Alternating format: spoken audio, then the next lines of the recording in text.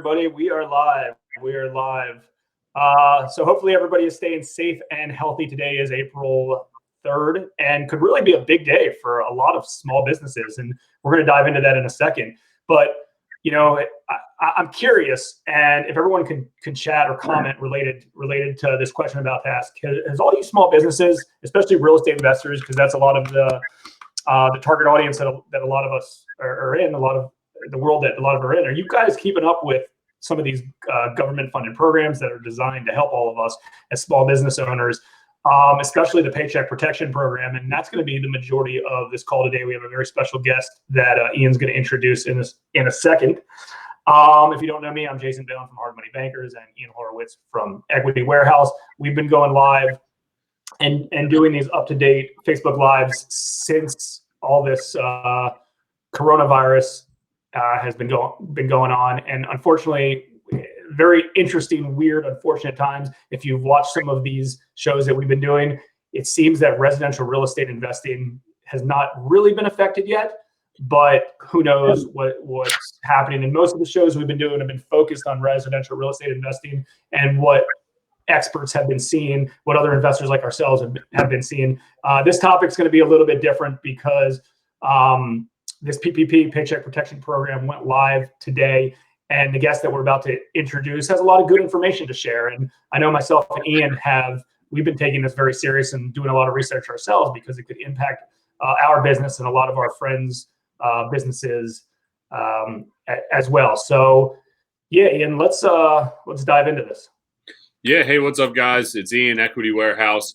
As Jason said, we've been following this along since it started. There's been a lot of stuff that's been offered up to small businesses or been promised. So we're going to bring in Jason Schwartzberg of Maryland Energy Advisors.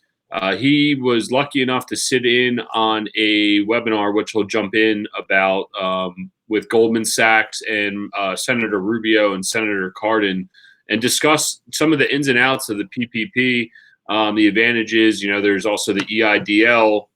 There's the stuff from the state. There's a lot of things that everybody should be applying for, whether you take the money or not. Not just real estate investors, but any small business. So Jason, if you want to bring the other Jason on, and we can start talking to him.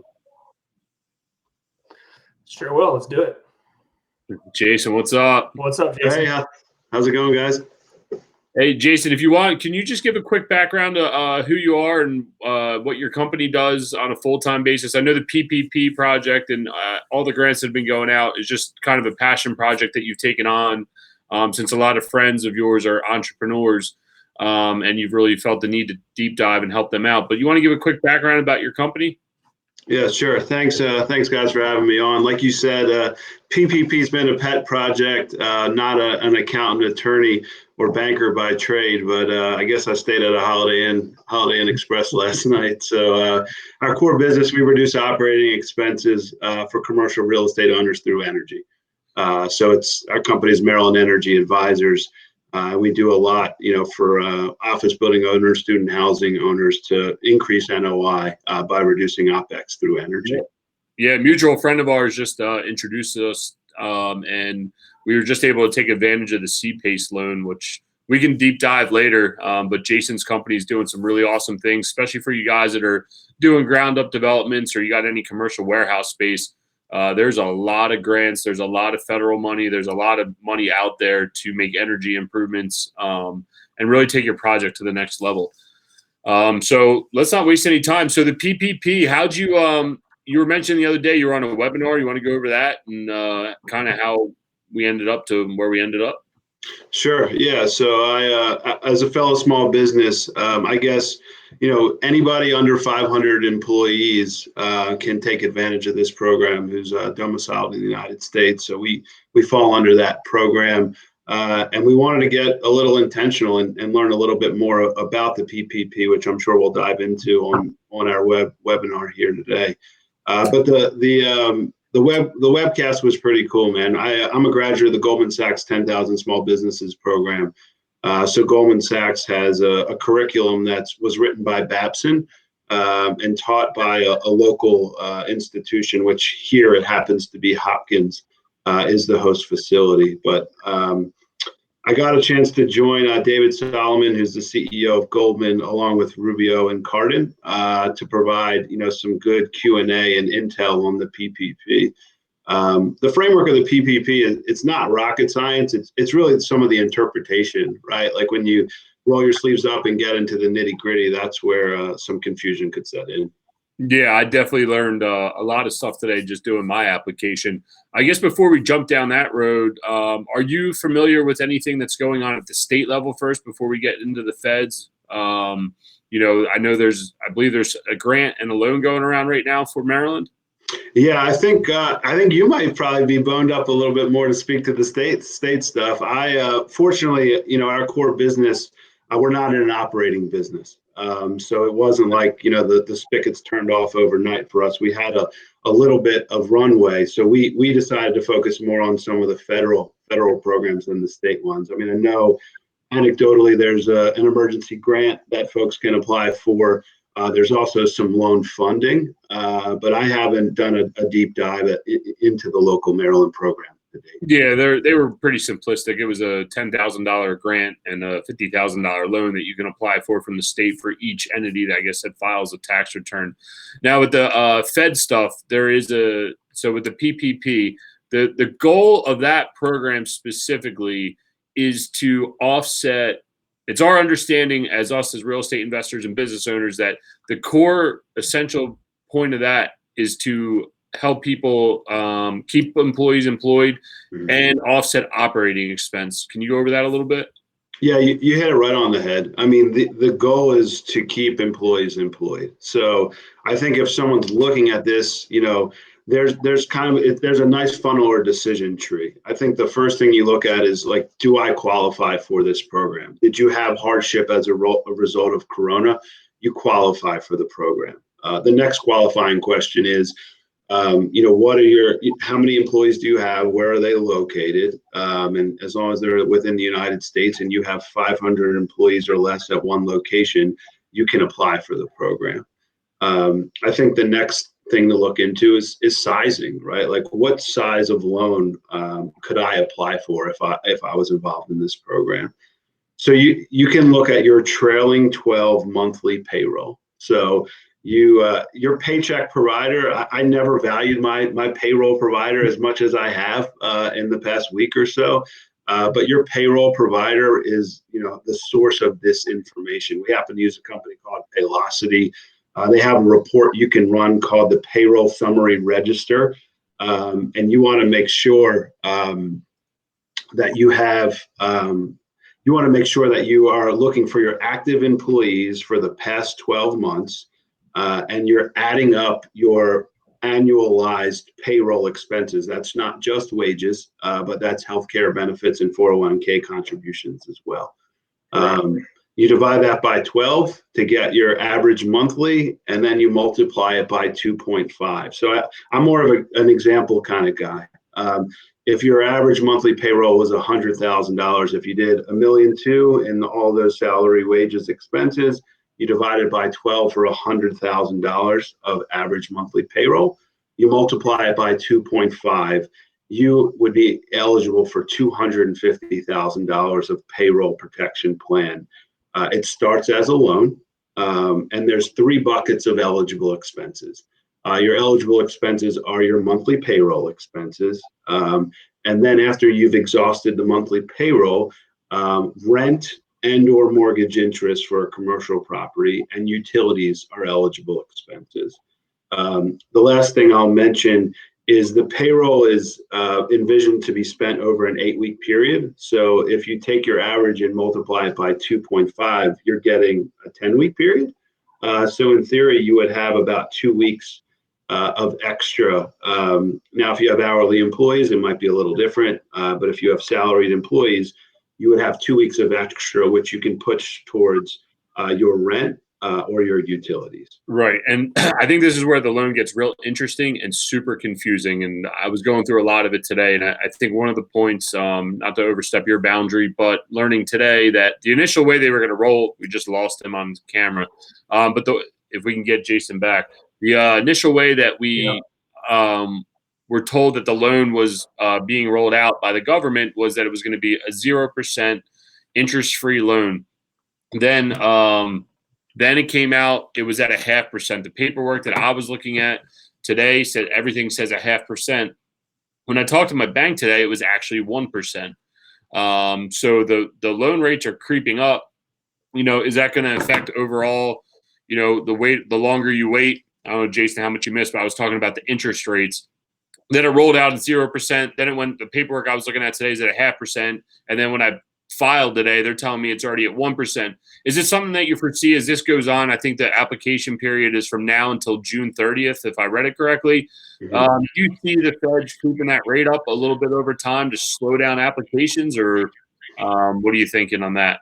No, and I did hear you. I'm sorry for the technical difficulties. So I could hear you the whole time. In terms of the interest rate will be 1%. But remember, if you follow the criteria of this program, it's fully forgivable. If you use this money for your eligible expenses, for your payroll, your utilities, and your rent, this is fully forgivable. The interest rate really won't factor into the conversation. But if you were to carry a balance, well, there's two ways in which the loan, I think brings up a good time for this. There's two ways in which the loan would not be forgivable. The loan does not convert to forgivable if you don't use it for eligible expenses, right? Payroll, rent, utilities. The other way, and we talked about this at the top of the webinar, the other way that it's not forgivable is if you reduce your workforce. So if you keep the easiest way to look at this is if you keep your workforce intact, you use it for rent, utilities, and payroll, and then the 2.5 times over the 8-week period, this is fully forgivable. The time where you need some interpretation is if you shrink your workforce. I put a blog post which we can share in the show notes, but there's a pro rata reduction in the amount that's forgivable if you release some of your workforce, or if you reduce their salary. That's when a chunk of this becomes a loan and where that interest rate comes into play. But the final ruling was it's a 1% interest rate for the balance that's not forgivable, amortized over a 2-year term. Right, with 6 months deferral and 18 month paying. So, sure. Yeah. I think where it gets real weird for So go ahead, Jay. Yeah, so I guess really as long as, because the big importance thing obviously is to make sure everyone's keeping their businesses can continue to run and they're keeping their employees in place. So it seems to me that most businesses, if they're going to stay open, they're not firing their employees. Most of these loans are going to be forgivable because you're going to keep everybody in place. You're going to keep everybody active. Obviously, if something drastic happens and that can't occur, it turns into a loan. Let me ask you this question, and I don't necessarily want to backtrack in the conversation, but I think this is important. Just knowing that our audience is a lot of real estate investors and real estate agents and real estate professionals, and a lot of them are self-employed. They might not have W-2 employees. Some of them may have 1099 contractors. Maybe it's just themselves. Is any of these programs qualify if you're a single member LLC with no employees, or maybe you're a single member LLC with contractors? Yeah, so that's a great question. The initial push of the PPP has been, for companies with multiple employees. So the opening application for that is today, April the 3rd. The point that you mentioned earlier with the 1099s and sole proprietors, they're eligible for this program as well. The program opens for them next Friday, so April the 10th. So they're eligible for the PPP program as well with the same math. 2.5 times monthly payroll. Yeah. And what happens if you're a single member LLC though, and you're not on payroll, like yourself, like individual? Yeah, so that's a good question. I haven't been studying that as intently because we have the employees, but I think it would probably follow if you're paying yourself a 1099, your sizing would come into play there. Well, I guess more like a K1. Like, are you able to take money as a K1 if you're off payroll? Yeah, I don't think. Yeah, I don't think that's going to be a qualified expense if you're taking it from the Yeah, distributions column I don't versus think so either. a W-2 column. But if you're an Yeah, owner no, I don't and think. you're paying your,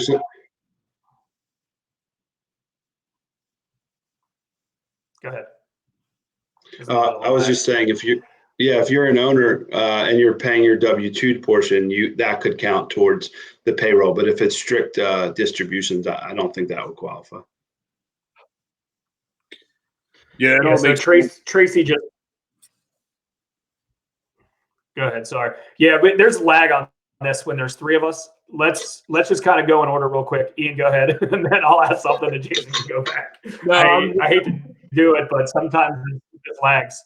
yeah, we all apologize for the lag. But what I was going to bring up to you, Jay, is that so I went through a real interesting application this morning. I was asking you a lot yesterday. The way the mortgage interest reads, the question was, is it only for your primary office area? Now, consulting with our bank today, whether it's right, wrong, or indifferent, we wound up filing, and this is a twofold questions / story, is we wound up filing for all of our mortgage interest against where our company payroll is that was available to us. I don't know if that's what it was meant for to be. However, that's how our bank is viewing it, which I thought was an interesting stance.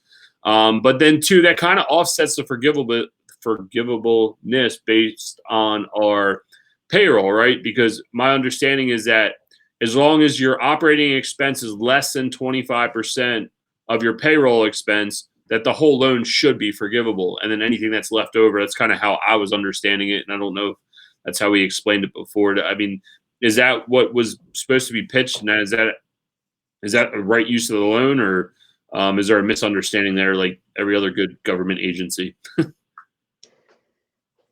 Yeah, no, I think you hit it. Okay. Yeah, and then I was reading up. There was something else. The other question is for those that like, because in real estate, there's a lot of guys that have high level project managers or wholesaling teams that guys are making over $100,000 through commission and stuff. What's the ruling on the $100,000 based into your payroll? I'm having some confusion on understanding that in relation to the PPP. Yeah, it's a great question. So it caps at 100. So $100,000 over 12 months is about $8,333 a month. So any income over $100,000 gets knocked out and doesn't go into that payroll times 2.5 equation. So the cap over 100. So if someone's making 150, they got to wipe out that $50,000 difference, but they can still file for the 100,000. Correct? That's correct. All right. Yeah, I think there was a question, Jay. You wanna pull it, or Jason Balin? There's two Jasons on here. It's really difficult. I think Tracy had a question. Balin? I think his internet's jacked. We can't hear him either way. So Tracy, she's saying starting April 10th, 2020, independent contractors and self-employed individuals can apply for and receive loans to cover their payroll and other certain expenses through existing SBA lenders. I think that's another key point that I don't think either of us or any of us have brought up, is that you can't just go online right to the feds and file this. It's actually got to be through an SBA approved bank, correct? Yes, that's correct. There's if you Google online, there's 100 SBA 7A lenders, the 100 most active. There's 800 in the country. So there's 800 SBA 7A lenders where you can apply for this program through. A lot of your larger banks are approved, Bank of America, M&T, but they'll continue to open up the banks that can participate in the program. But right now, if you search for SBA 7A, they're participating in the PPP program. Right. Yeah. And are you familiar with a lot of the SBA programs that are normally out there? I'm familiar with a few. I think you're raising an interesting idea. None of this is there's no formal underwriting for the PPP, and this is fully forgivable, and it's mutually exclusive from any of the other SBA programs. There's no personal guarantee on these PPP loans, so there's some additional value with the PPP over and above the traditional SBA programs. Yeah, because normally the SBA, they want kids that we don't even have yet, right? Like they want everything from you. So it's really interesting that they were like, hey, here you go, and they're pushing it out the door, which is kind of surprising to hear. I know some of their other loan programs are pretty aggressive on what they want for underwriting. Real quick, Raj Singh, interest on all mortgage or just your office? Our understanding this morning, we're working with People's Bank. Our understanding is it is on all of your mortgages, but just be forewarned, as Jason Schwartzberg brought up, is that some of that might not be forgivable based on your exposure by payroll. So that's where a lot of real estate investors, it's hard for us because we have limited employee force, but we have a lot of properties with a lot of mortgage interest that could expose us. Let's see. Joe Openden, does the PPP forgivable loan cover payroll for businesses that are not affected by the pandemic, i.e. they are running normal businesses as usual? I mean, that's kind of the first litmus test, right? Is have you been affected by the pandemic? So if you can't show that you've been affected by the pandemic, it's not going to impact your employees on payroll. You'd be ineligible for the program. Right. And I think something that they brought up recently that was thrown in my face several times is that I think February 15th the cutoff date for when you had to be in business or showing expenses prior to. That's correct. Yeah, and real quick, Raj, if you go back and watch the video, we brought up something about 1099s. They'll be able to apply next week, but they'll have to apply on their own. Jay, was there anything else that came out?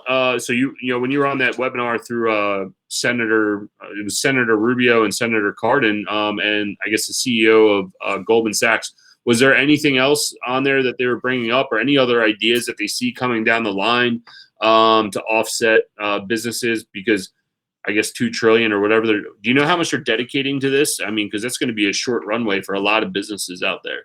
Yeah. So the PPP itself is $349 billion of the $2 trillion stimulus package. I think they left the window open that don't be surprised if this continues to go on if there isn't a follow-up stimulus package. So I think that was interesting. Takeaway from some of the conversations that we had. Right. And how many banks did you say were facilitating this? So there's 800 SBA 7A banks. I would say you could just Google SBA 7A.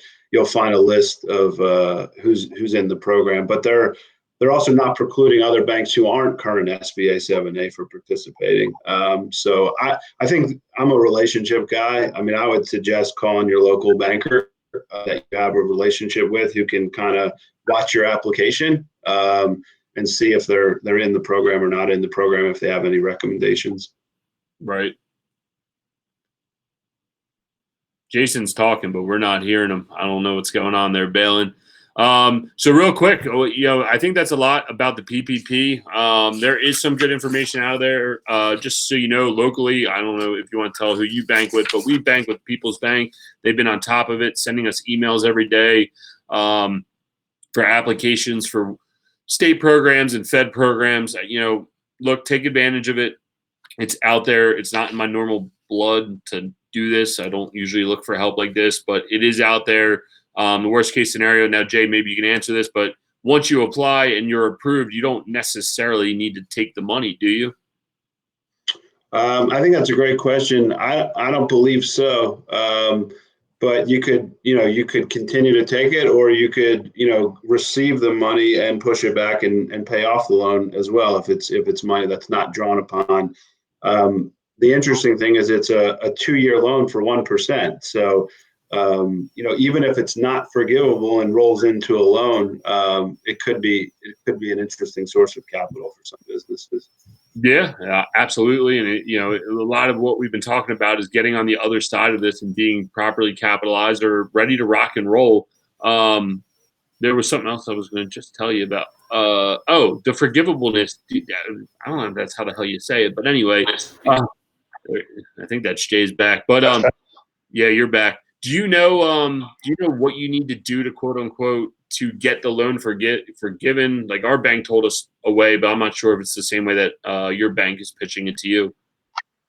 Yeah, I think it's what we kind of talked about earlier. Like your payroll provider is really going to be your friend in this thing.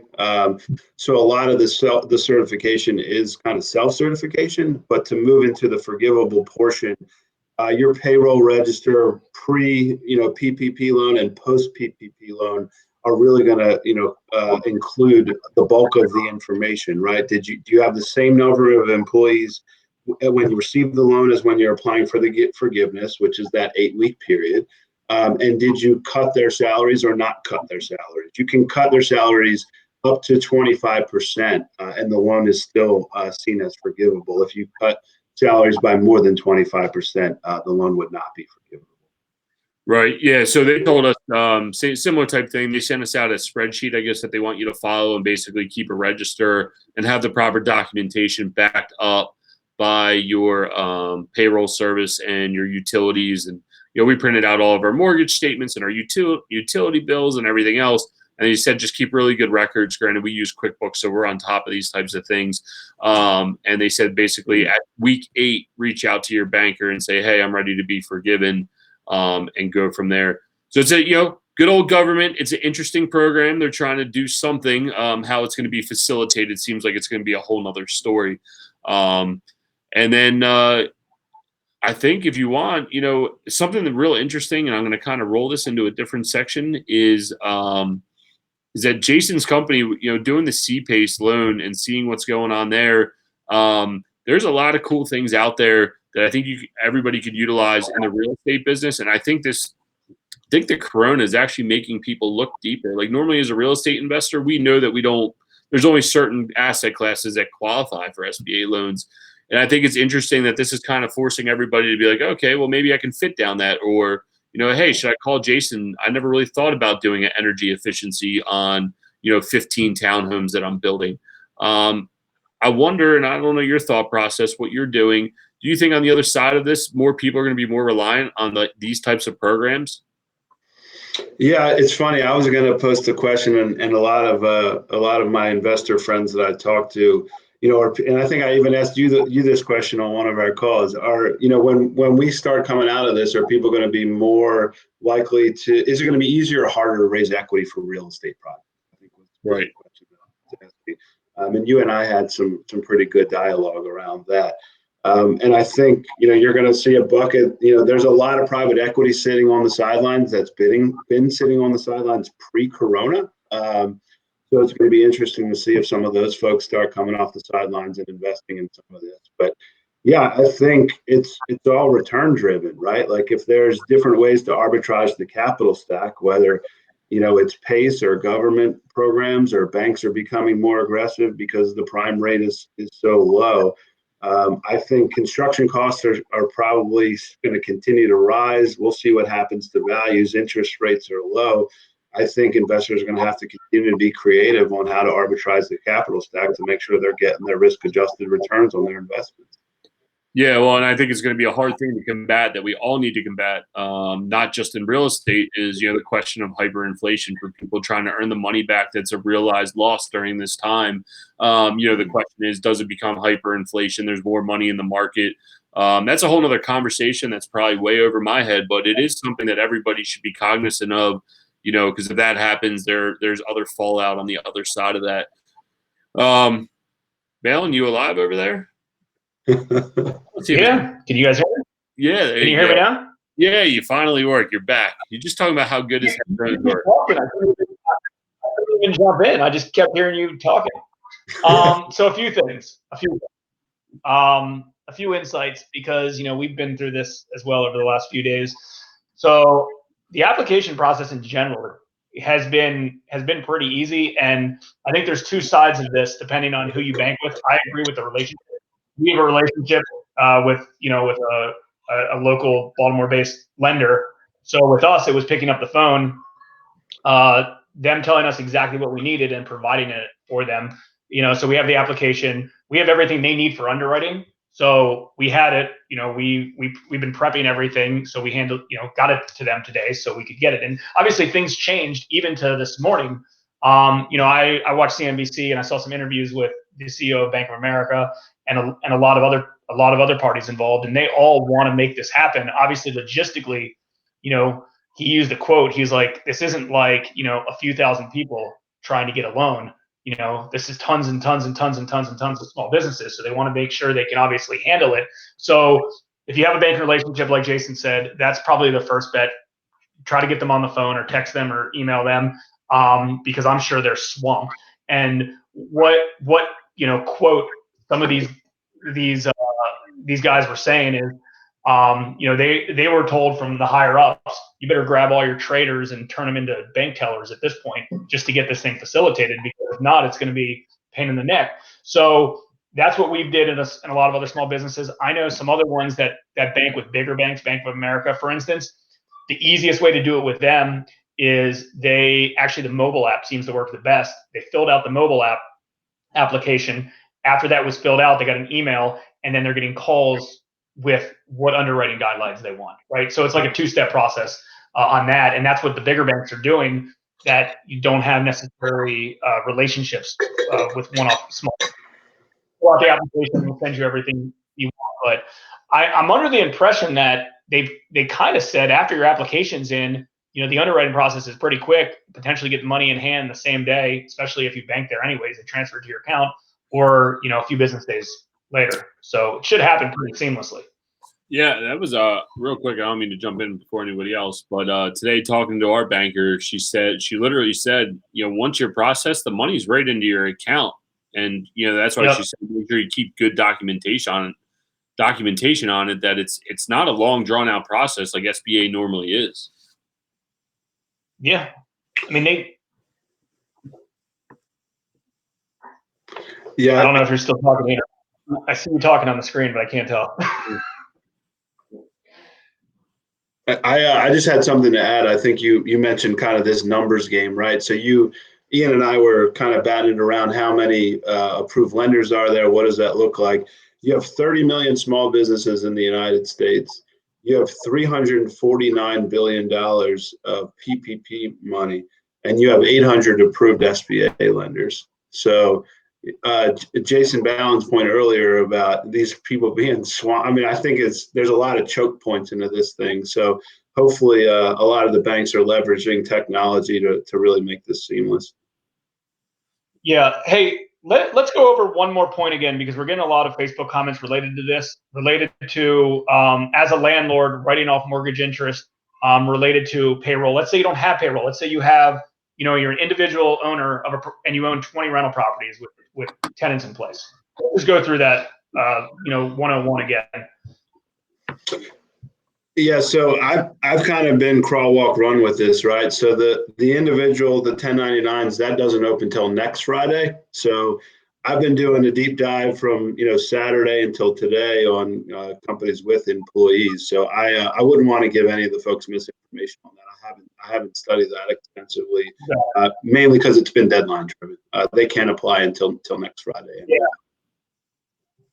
Right. So fair enough, and a lot of those details might. Yeah, I was going to say, so I think what Jason Balin was trying to say is, let's just say I own a portfolio. I have 15 houses under me. I have no employees whatsoever. At this current time, even though I could potentially write off mortgage interest, on the top line, I have no payroll expense. I'm not eligible. Is that a good way to view it? I think so, yes. Yeah, and I think if you've paid into payroll, the way I kind of underwrite it is if you pay into payroll and you pay payroll taxes, you're going to be eligible for the program. If you get a K-1 or some other pay, you're not paying into those programs. You're not going to be eligible for the payroll protection. Yeah, and I think at that point you would want to try to file in the next round, next week, and maybe try there. We're at an advantage because we keep maintenance man and property manager on payroll, and that's kind of how we're navigating this and making us eligible currently. Is that next round? Is that also called the PPP? Is that under the same thing, or is that a completely different program? No, it's the same program. The SBA has prioritized companies with employees first, but 1099s and sole proprietors are still eligible for the program, and it's under the PPP as well. Got it. All right, so I posted those two links that those 2 articles that you wrote. So that's in the feed. So if everyone wants to check that, Jason's 2 posts, I read them as well last night, are very, very good information. And also I saw you updated them as things have changed. And like everyone's probably talking about in the news, you talk to a banker, you talk to other real estate investors, you talk to other small business owners and friends and colleagues, like things are changing regularly on this. I would say if you have payroll in place right now, I would be proactive and get this done. I mean, they've obviously warned like it's a first come, first serve, and what happens if money runs out, and who knows if that will happen. And obviously there's a lot of concerns that, money runs out, today, this week, whatever the case is, and then there's no funding available for next Friday for the next round of this. And obviously the higher ups have said, well, we'll go to Congress and we'll get another bill to get more funding in place, which would probably happen if that did. But if there's money available, you might as well reach out and see if you qualify for some. To follow up, step one, if you have a local banking relationship or just a local bank that you've worked with, go to them first, right? Obviously they can hold your hand a little bit better than one of the big banks. But that being said, there's nothing wrong going to a big bank either. All of them are all well equipped for it. And, processes might be a little bit different. It might be harder to get a big bank on the phone if you don't have a relationship with them, but, apply online. It's still easy. It's still available. Yeah, I think as you mentioned, Jason, I think the key to this is, having the cleanest application you can, right? Because just like when someone applies for a mortgage loan, if it's not a clean application, there's going to be back and forth. In this situation, there's going to be hundreds of thousands, if not millions of applications. If there's questions on your application and it's not a tight application, it probably goes to the back of the line versus taking, an extra couple of minutes to, read everything. What's that? The back of the line, you don't want to be in the back of the line with this. Sure. The back of the line could be thousands and thousands of people. Sure. Carlos, thanks. We appreciate all the feedback you have. And he just mentioned that he went with Bank of America earlier. It was a very easy process, and he did his application. My brother also did his through Bank of America, he told me, and he said that he just had to fill out the application. It was very easy. But that being said, I don't think he had to supply all the data, the payroll info yet. I think they're going to get back to him with that. But either way, they need to make this easy, because if not, they're going to be bombarded more than they already are. So, all right, Jason, you have any closing words? Ian, other questions for Jason before he hops off? We obviously really appreciate you coming in, and there's really nobody, there's not too many people out there that know this that well, and experts on it, because it's a newer setup. But I'm glad you were proactive and put in the information and put in the time and research to do it, and I'm glad you're able to share it with everybody. Actually, Joe Hartman just really he just posted a really good question. It says, Jason, we directly applied at covid19relief.sba.gov. Is there a way to and that's the guys from Perry Hall, what's up? Can you directly apply, or is it better to go through a bank? Has there been any discussion on that, or is that just for the $10,000 relief grant? Do you know? Yeah, I believe you can apply directly to the SBA. I think, my thought process was like, if I had a question, I wanted to have someone that I could text, email, or pick up the phone and call. So that's why I've decided, and candidly, I'm with M&T Bank, and they haven't released the application. They're not releasing the application until Monday.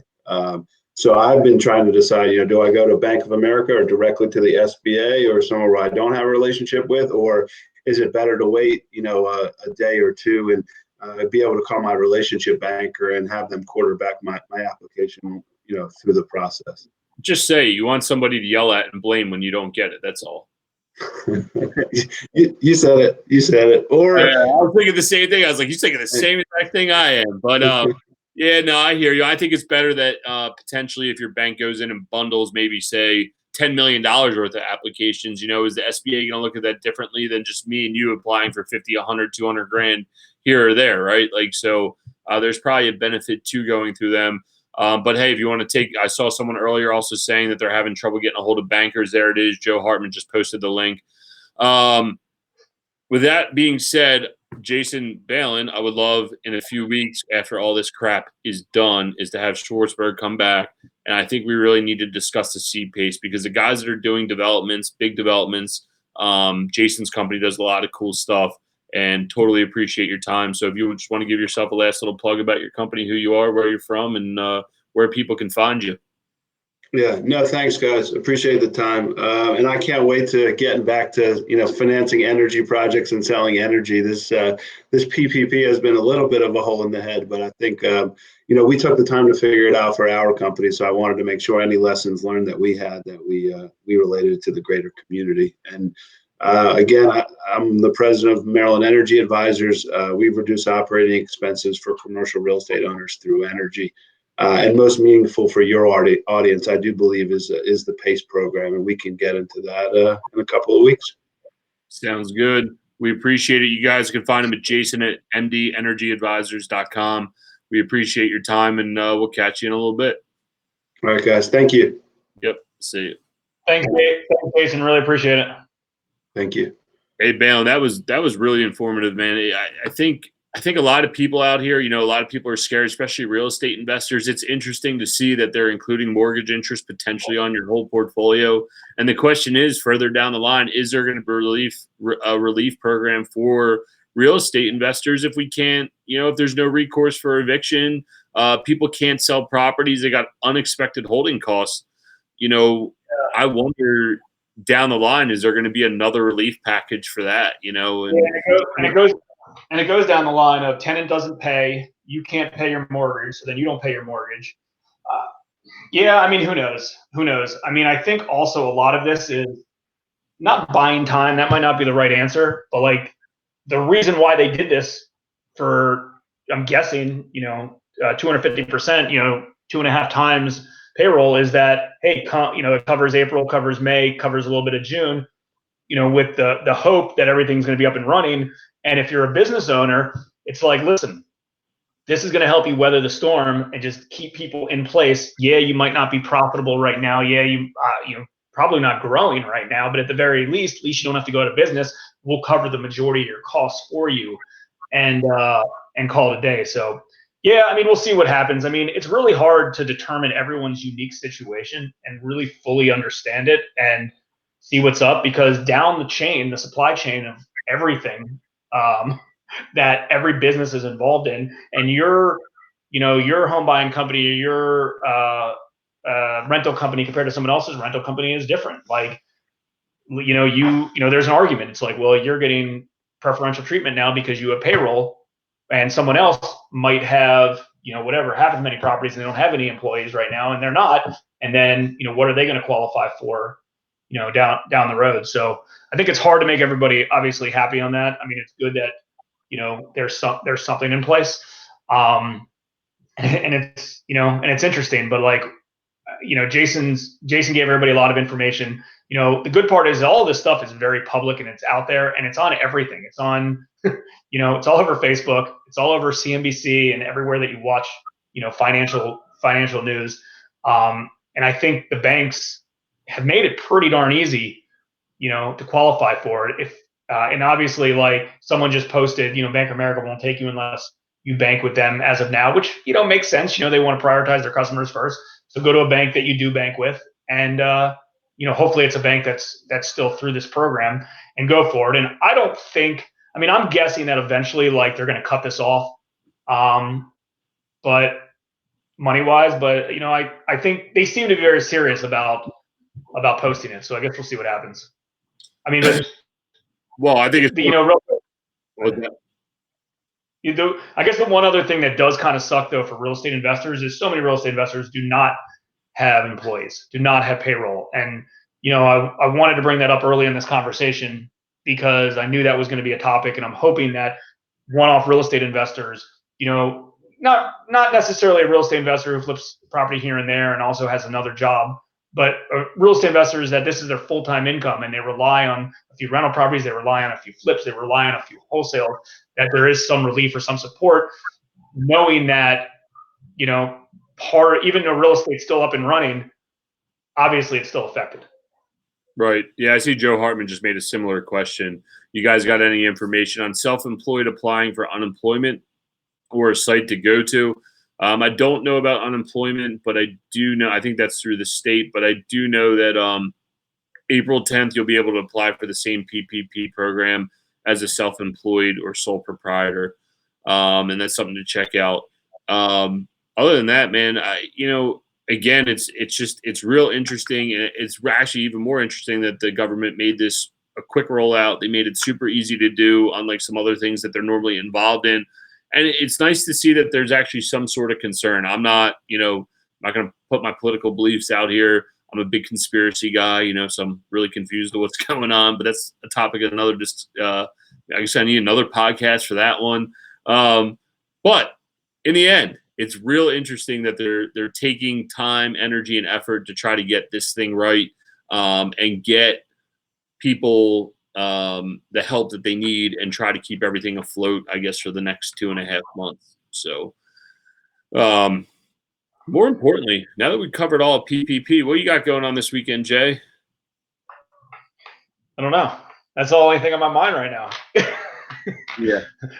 We're focused on that. We're focused on now. And, obviously we have a, good pipeline of real estate deals, that we're reviewing. And that's been on my mind. Every day is the same as far as I'm concerned. Like there's not a Monday through Friday, then a Saturday and Sunday. And in the past there was, because obviously I have a lot of, kids sports and stuff like that I do on the weekends. So like our weekends are pretty busy and like I don't do too much, work related stuff. I mean, hour here, hour there. But like lately, like every day has kind of been the same because it's a similar routine. How about yourself? No, it's similar. I think the in-laws are coming down. Got to do that thing, But either way, it's the same thing. It's that right now it's an interesting time that there's not a ton of noise when I get to the office or when I work from home. That I get a lot more done. There's a little more family time at home, but there's also a lot more time to kind of grind it out because there is more family time during the week. So for me, it's just it's a normal Saturday, Sunday. Do my thing. I'm just gonna leave. I'm gonna leave it at like this for you. Your in-laws shouldn't be coming down, by the way. Well, because you're trying to get me right. But that's on you, so I'll just keep my mouth shut. Let's just go through a few of these quick questions. They're all some good ones. They're all kind of very similar, and there's no real clarity on it. So, Kurt, related to, can someone speak directly on real estate investors who have single member LLCs and no wages, and realtors who are 1099 income? So I'm guessing next Friday a lot of that's going to come into play. That's where they go apply. Is that right? Yeah, and I was going to say I think what we do is have potentially Jason come back on because he said we were going to hold off on having him come on because he didn't want to get on here until he deep dived the sole proprietor requirements. I think now that this is out of the way, let him study up on that. Maybe bring him on late next week or early the following week, potentially next Friday to discuss the sole proprietor stuff if he catches up on that. Yeah, I agree. Like, because this next week, I think a lot of people that we know are going to fall into that because they just don't have payroll. Non-employees may qualify for. So yeah. Hey Glenn, it's in-laws are going to be in the driveway 6 feet from me, and they're just going to sit out in their car, and we're going to FaceTime each other. I don't believe that one bit, Ian, but whatever. Well, if I'm not here, in-laws are more at risk than you are. You should be the responsible one. But hey, whatever. If I'm not here on Monday, Jason got me arrested. That's what happened. Well, the good news for 2020 is they made this thing called FaceTime and Facebook Live and Zoom and a lot of other digital ways that you can actually communicate with them, and you don't actually have to see them. Come on, man. Then they don't have to cover. But that's on you. We can't even have a conversation here. There's so much lag. See, now you just left 5 seconds later. But anyway, we gotta find a new solution for this because if anyone has a good software solution to do this with multiple guests, that'd be great. So here's the issue with Zoom, because Zoom is like issue with Zoom. Yeah, go ahead. Issue with Zoom. I like Zoom and I want to do things on Zoom. The problem with Zoom is it's not all that engaging or interactive. ahead of time, you can't do like a Facebook watch party where you can set the Facebook live, coming in live, in the future. Zoom, it just goes live. Like Be Live, for instance, that's the software we're using that unfortunately has a little bit of lag right now. And I'm not sure why, but it's the case. I can set these up ahead of time so everyone knows exactly what the topic is and they can comment, ask questions ahead of time. And it's the same link from the beginning. So there's that. We can also, post content and questions and things like that. It's very interactive. It's meant for this particular thing. The purpose of this is to do Facebook and Instagram and YouTube lives through this software. Zoom's more of like, meeting, kind of a meeting room, collaborating back and forth. And obviously Zoom's a great software and I use it every day for so many reasons. And I'd love to use it for this. I just don't know if it's going to have the engagement and the interaction that we'd like. So we're going to try to find another solution. I don't know if we're live on. Are we doing one tomorrow? Saturday, Monday? We're supposed to have Mike Schock here today. He got pushed back unfortunately to Monday because we had the time sensitive PPP stuff that we discussed. I see that, Ian. You were supposed to open it last night. Nah, dude. I think I'm gonna do this again since you guys won't let me have my in-laws over. So. But all right, so we're gonna have Schock on Monday, who's a flipper. Anybody out there that's a flipper or construction, doing a lot of wholesale deals. If you guys have anything that's valuable and you want to join in, jump on the show, be a guest, talk about what you got going on. Please reach out to either myself or Jason, so we can get you on here. Schock should be real interesting because he does do a lot of flips, a lot of wholesale deals, and more importantly, he used to do a lot on the national speaking circuit. So it'd be interesting to hear what he has to say about that. Yep. And one last thing, Tracy, I see your comment, and I'd love to have you on and chat on Monday. Let us know if that works out and it worked. And you don't have to wait till next week if you called them. Whoever has a success story, I'd like them to hop on and ask a few questions of how the process went. Again, like everyone I know has applied and gone through the process, but that doesn't necessarily mean that they have a check in place yet. They just gone through the process. So, all right. Until next time, you can reach out to me at jason@hardmoneybankers.com, Ian at hardmoney. What? Not Ian at hardmoneybankers. Ian. If you email Ian at hardmoneybankers.com, it'll not go to this Ian. It'll go to another Ian. So Ian at Equity Warehouse. Thank you. But either way, and we'll let everybody know if we're going to come on live tomorrow. We might.